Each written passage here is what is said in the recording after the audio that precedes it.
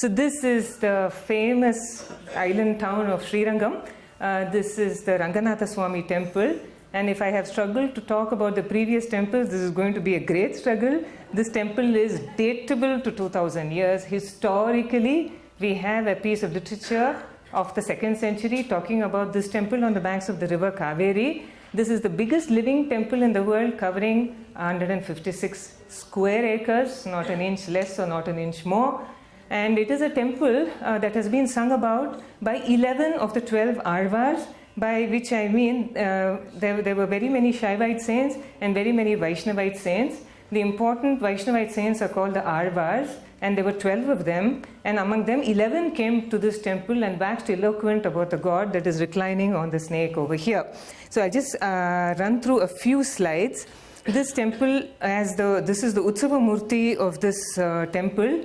And the main image is called the Ranganatha, and he is called Azhagiya Manavalan, that translates into the handsome bridegroom.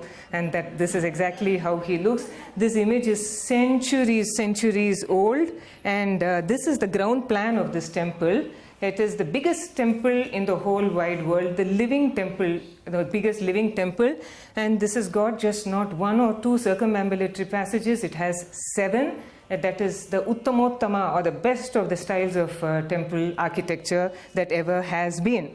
And there are Gopurams after Gopurams after Gopurams. There are as many as 21 Gopurams in this very holy temple town. And I would just like to point out one Gopuram that is specially important, and that will give you a kind of ethos. These are donors of the temple. This Gopuram is painted white. And in Tamil it's called the Vellai Gopuram. And the very reason for this is because Srirangam was very often attacked by invaders, simply because it was the richest temple in India at that point of time. And when there was a particular invader who came into this temple, and this was from North India, this was a Muslim invasion, and he had occupied this temple. And a temple dancer called was also called a Devadasi, a servant of the god, wanted this Muslim governor out of the temple complex because of all the havoc that he was creating. So she got him drunk and led him to the top of the temple. In every Gopuram, there are stairs leading to the top. So she got him up there in his drunken state and pushed him off. So he died. And then, this is historical. And then she was so overwrought by what she had done that she committed suicide. And the temple authorities were so very beholden to her, and this is very moving, that for her cremation, they sent a log of wood from the sacred temple kitchen. The log of wood that was used for cooking the food that was offered to Lord Ranganatha. That log of wood was sent for her cremation.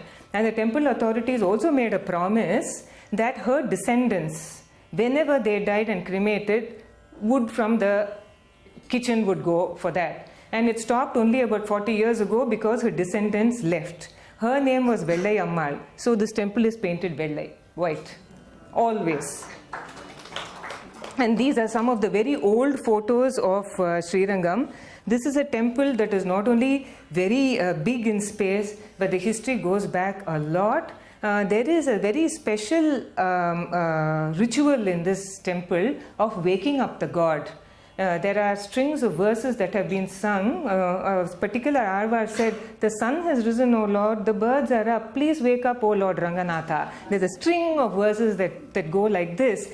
And there are just 2 points that I'll touch upon before I conclude this. It's that there was one Arvar who was a lady called Andal, and she wanted to marry none but Lord Ranganatha, and then he sends a palanquin to her native place, which is Srivilliputtur down south. She gets into a palanquin and her foster father accompanies her, and as soon as the doors of the temple open and she is taken inside, she merges with the god. That is one. The other is of an untouchable who could not come into the temple because of his so-called caste status, but he had given his heart to Lord Ranganatha and he was always singing outside. And the god ordered the priest of the temple to go and bring him. He carried him on his shoulders, and as soon as he entered the temple, he sang some 10 delectable verses in Tamil, and he merged with the god there. Over to the musicians.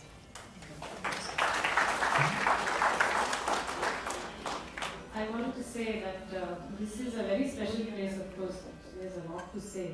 But for me, this place represents somehow it so happens, and she hasn't talked about the Tulukanachiyar. No Because time. there is no time. This was very briefly, this was supposedly the princess of a Muslim king who looted the Vigraha and took it away to Delhi, and then through great effort they brought it back.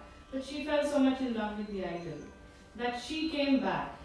But they took a very circuitous route and she reached early. And when she realized the idol was not there, she waited at the doorstep and she died.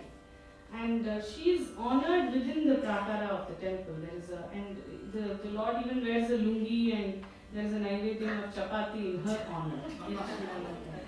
But for me as a musician, when I try to visualize this temple, or when we talk, when we sing, I feel very empowered. This is a representation of the feminine audacity. See, Andar or Goda is not like Meera. She did not enter domesticity. She said, "This is what I am going to do." So there is a wonderful verse of Utpala Deva which really touched my heart, and I'm going to sing 4 lines from it, and then we'll go on to. The song is also beautiful. Muthuswami Kshetra here sings of Ranganayaka. He is Ranganayakam, Ranganayaki, Sametam. He is not Ranganatha. Because Natha is Natha, he is the Lord. But there is no Nayaka without a Nayaki. He is incomplete. So here, even the musical and the poetic imagination that inspires people includes Nayaki. And he has sung it in the Raga Nayaki. And it's a very lilting and very wonderful piece. But the 4 lines of Utpala Deva ends with Jeevitam, Mritam, Tadanyatastume. Life, death, or anything else that you may offer. It's not life and death alone, but anything else. And you want to give me nirvana, that is fine.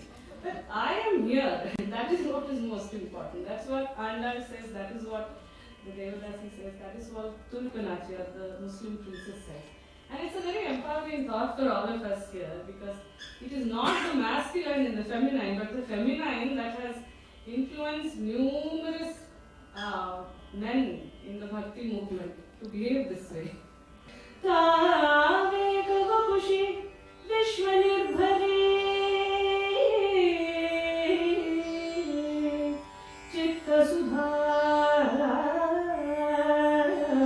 samaye niratyaye